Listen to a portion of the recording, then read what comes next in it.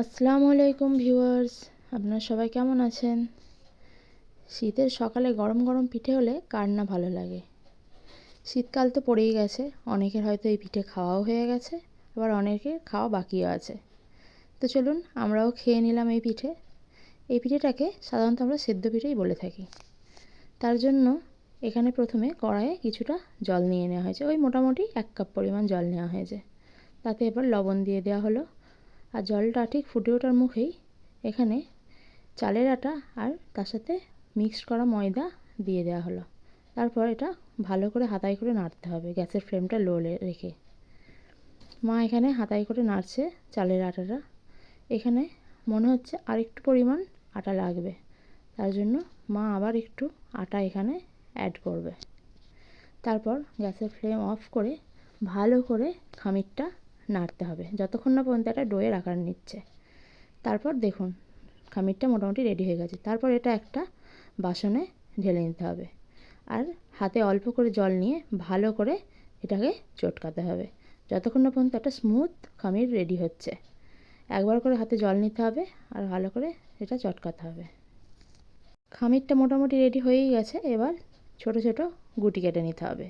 তারপর সেগুলোকে বলের আকার দিয়ে এরকম করে আটা দিয়ে বাটির মতো শেপ দিয়ে দিতে হবে। দেখুন পুরো বাটির মতোই লাগছে দেখতে। তারপর এভাবে সমস্ত গুটিগুলো বাটির আকার দিয়ে দিতে হবে। তারপর এখানে আমি আগে থেকে করে রাখা নারকেলের ছাইটা চামচে করে প্রত্যেকটা বাটির মধ্যে দিয়ে দেব।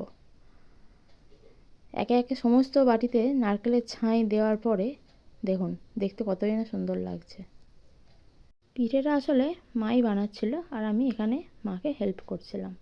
আমি একে একে সমস্ত বাটির মধ্যে নারকেলের ছাই দিয়ে দিয়েছি। এবার মা পিঠেটাকে কেমনভাবে মুড়তে হয় সেটা দেখিয়ে দেবে। এটাতে কোনো ডিজাইন করব না, যেহেতু এটা সেদ্ধ পিঠে। ডিজাইন করলেও হয়, কিন্তু না করলেও খুব একটা খারাপ লাগে না, দেখতেও ভালো লাগে আর খেতে তো অবশ্যই ভালো লাগে। এভাবে একে একে সমস্ত পিঠের মুখটা মুড়িয়ে নেওয়া হবে। তারপর একটা প্লেটে এভাবে সাজিয়ে নেব। তারপর মা আর একটা হাঁড়িতে জল গরম করতে দিয়েছে। জল ফুটে উঠলে এখানে একটা জালিদার বাসন নিয়ে পিঠেগুলো একে একে সমস্ত উপর থেকে এইভাবে সাজিয়ে দেওয়া হবে। একটার উপর একটা দিলেও কোনো অসুবিধা নেই, যেহেতু ভাপা পিঠে তাই উপর থেকে সমস্তটারই ভাপ উঠে যাবে। দেখুন সমস্ত পিঠে এভাবে সাজিয়ে দেওয়া হয়েছে। এবারে উপর থেকে একটা প্লেট চাপা দিয়ে দেওয়া হলো। প্লেটটা খুলে দেখুন কেমন ভাপটা উঠছে। সমস্ত পিঠে এখানে মোটামুটি সেদ্ধ হয়ে গেছে। তারপর এটা খেজুরের গুড়ের সাথে সার্ভ করব। খেতে কিন্তু খুবই সুন্দর হয়েছিল। ভিডিওটি যদি আপনাদের ভালো লাগে লাইক করে দেবেন, চ্যানেলটিকে সাবস্ক্রাইব করে দেবেন, আর যদি পারেন তো শেয়ার করে দেবেন। ধন্যবাদ।